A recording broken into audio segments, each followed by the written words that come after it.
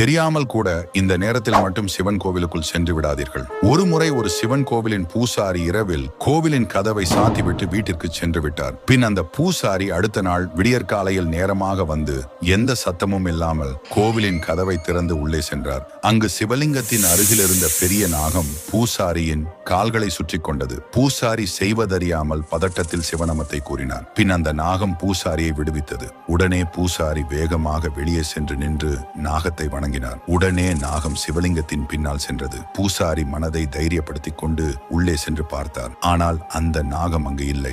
அப்போதுதான் அந்த பூசாரி உணர்ந்தார், நாகத்தின் வடிவில் இருந்தது சிவபெருமான் என்று. அதனால் தான் சிவன் கோவிலின் கதவை திறக்கும் போது சங்குகள் ஊதி மத்தளங்கள் வாசித்து மந்திரங்களை கூறிய பின் 3 முறை கதவை தட்டிய பின் தான் கதவை திறப்பார். ஏனெனில் உள்ளே சிவன் எந்த ரூபத்தில் கூட இருப்பார். சிவனின் மீது நம்பிக்கை உள்ளவர் வீடியோவை சப்ஸ்கிரைப் செய்து கொள்ளுங்கள்.